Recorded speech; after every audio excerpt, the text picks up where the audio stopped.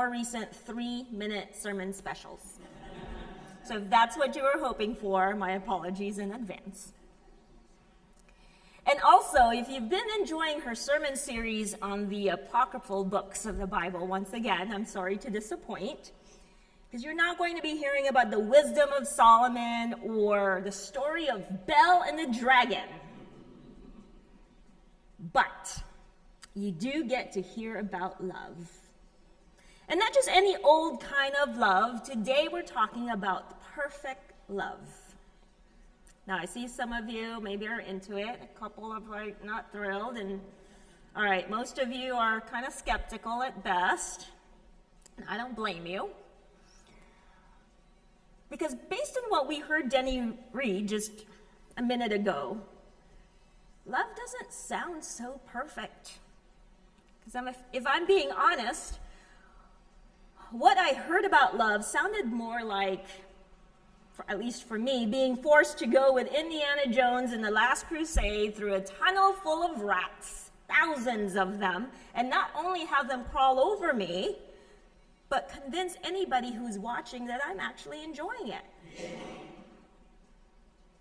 Because let's face it, this love your enemy business is not just a mental exercise.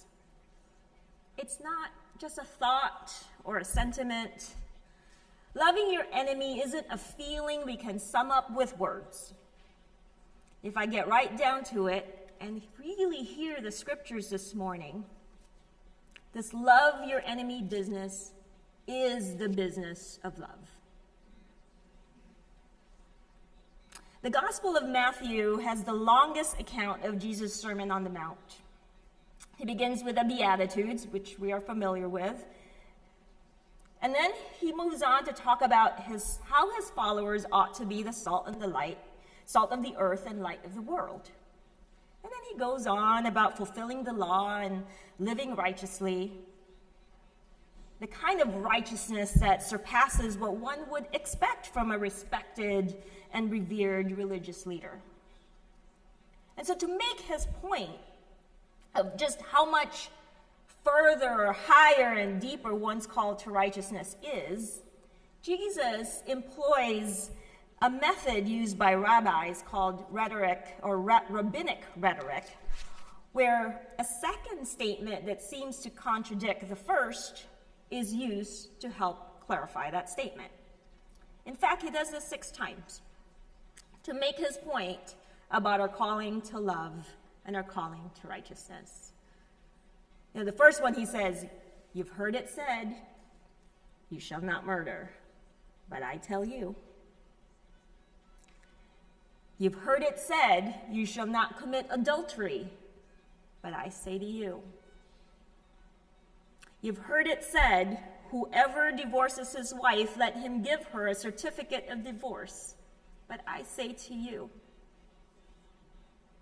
"You've heard it said, you shall not swear falsely, but carry out your vows made to the Lord, but I say to you."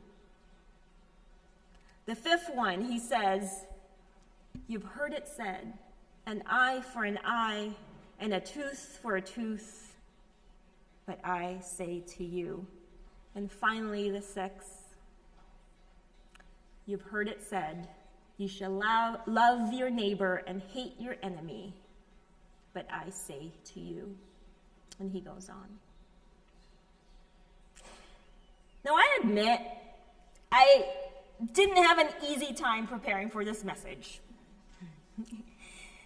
Because it's not easy to read Jesus' words saying, "You have heard it said, an eye for an eye and a tooth for a tooth, but I tell you, do not resist an evildoer." When our nation's political and religious leaders are brazenly building a system of power and empire, how do we not resist an evildoer when our collective battle cry has been resist? It's not easy to read Jesus' words saying, "If anyone wants to sue you and take your shirt, give your coat as well," when our rights and freedoms are being systematically taken away by the highest court. So how do we also give our coat when we've been stripped of the ability to simply live a life that honestly validates our gender identity, or have been stripped of our right to receive that desperately needed medical treatment. It's not easy to read Jesus' words saying, love your enemies and pray for those who persecute you, when we have loved ones ripped from their families and dragged to prison without due process. How do we love the very people who want to separate mother from baby, wife from husband? I mean, seriously, this perfect love doesn't sound so perfect. It's kind of impossible. But then again, I think Jesus is the poster child for impossible. And the Gospel of Matthew paints a unique portrait of who Jesus was that may just give us exactly what we need to make it through these troubling times. Matthew wrote his gospel under the backdrop of some similar challenges that we're facing. It was a time of conflict and division in the community of faith. It was a time when political and religious leaders were co-opted, mistrusted, and discredited. It was a time when so few held power over the majority who had little or no power. It was a time when cultures clashed, a time when some were insiders and some, or many, were outsiders. Matthew's gospel, I think, gives us a Jesus who turns his present-day cultural and religious understandings upside down.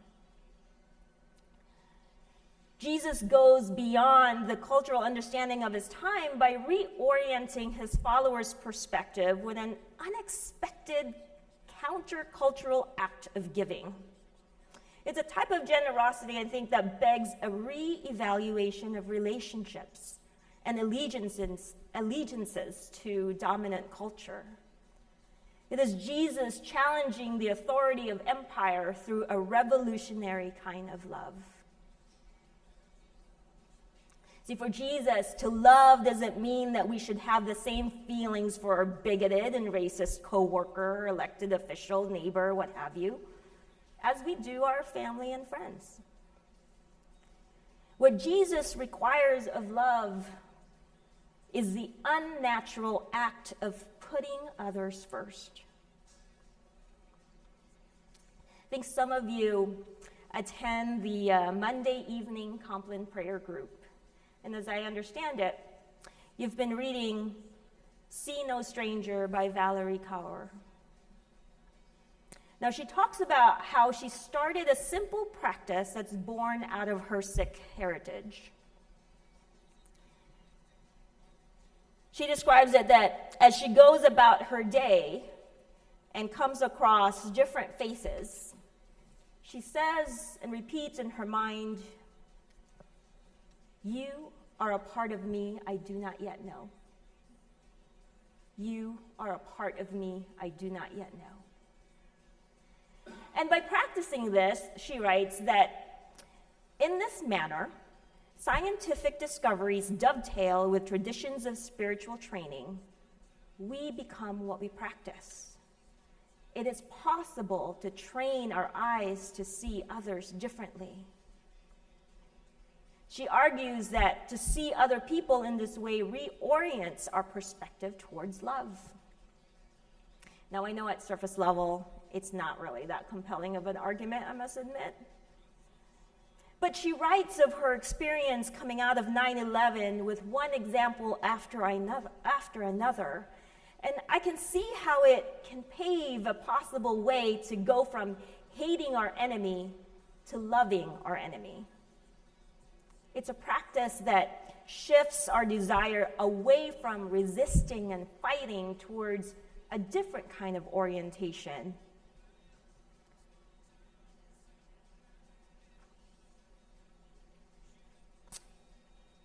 It takes us from looking at the enemy towards a different kind of interaction that invites connection.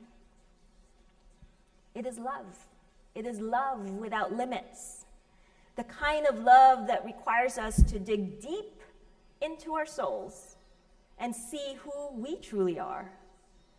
It is the same revolutionary love of Jesus that is wide, so wide that it makes it impossible to push people out who do not fit within a binary paradigm.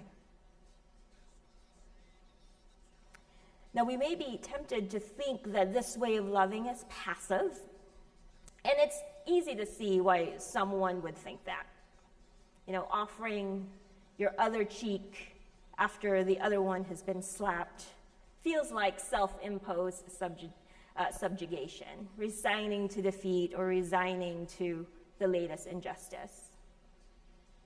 But let's take a look at how Jesus himself acted when he was slapped by an official during his trial with the high priest.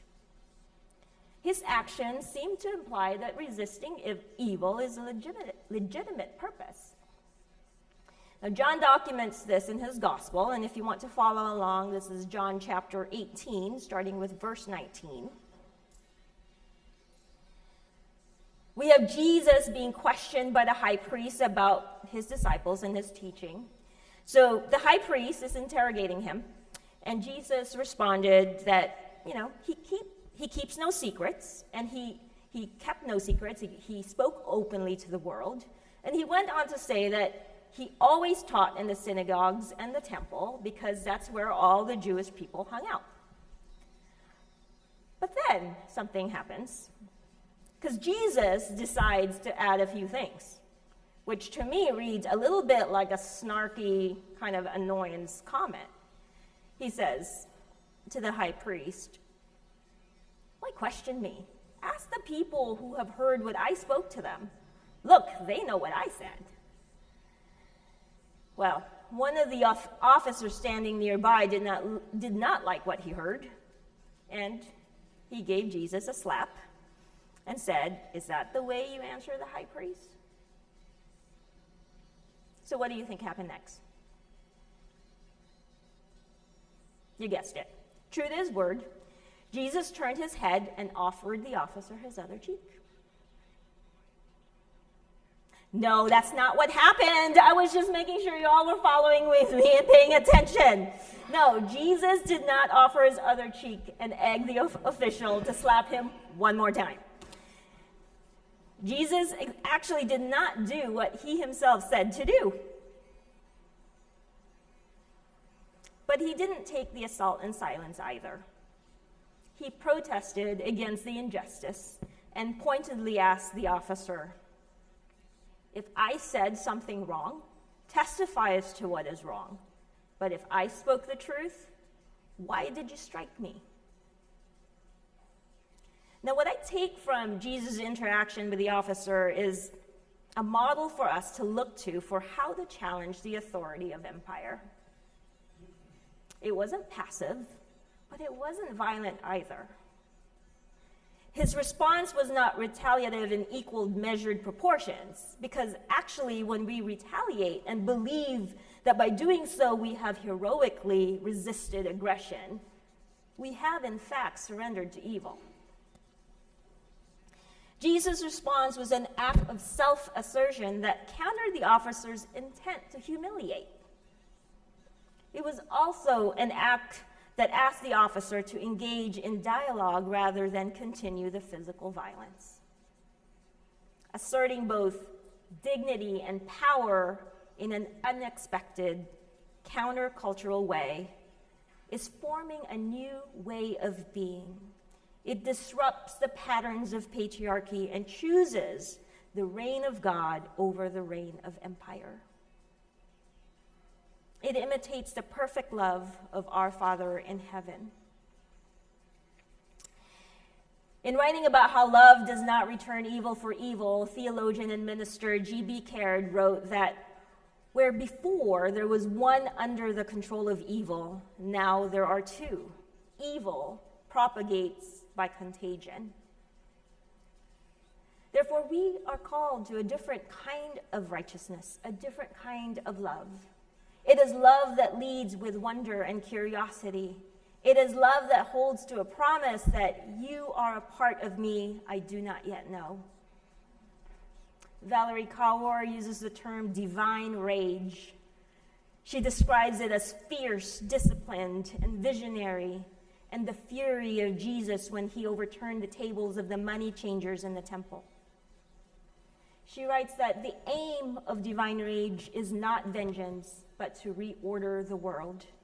It is precise and purposeful, and points us to the humanity of even those we are fighting.